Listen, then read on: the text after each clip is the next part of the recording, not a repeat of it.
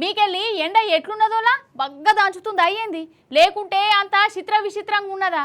ఇటుకెళ్ళి పగలేమో పొల్లు పొల్లు ఎండ కొట్టింది, ఇక పొదుమికి కాగానే ఎవరు మంత్రం వేసినట్టు సల్లసల్లగా అయిపోయి వాన పడ్డది అన్నట్టు.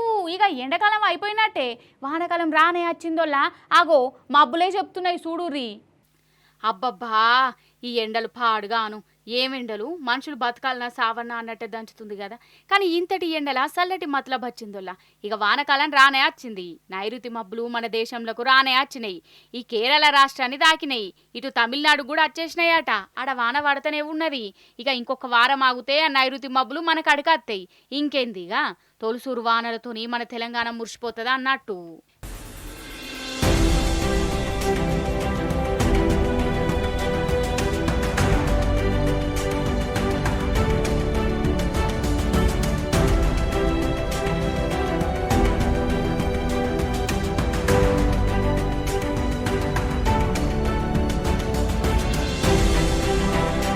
లెక్కకైతే ఈ నైరుతి మబ్బులు ఈ తాప జరంత లేటుగానే వచ్చినాయోల్లా.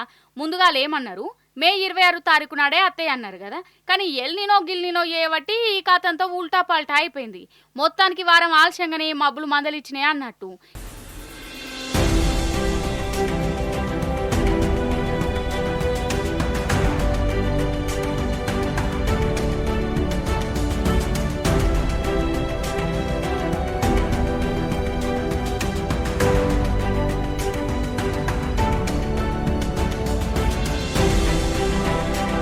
ఇక ఇప్పుడు మనకు అడికాత్తాం ఏందోనోళ్ళ.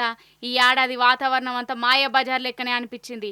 షానొద్దులు పగలంతా ఎర్రటెండలు కొట్టినాయి, మళ్ళీ పొదుమికి గాంగనే వానలు పడ్డాయి. ఈ దొంగ వానలు చేయబట్టి పాపం మన రైతులకు బాగా లుక్సాన్ అయింది. ఇగో ఇయ్యాల కూడా వాన కొడుతూనే ఉన్నది శానా ఊర్లల్లా.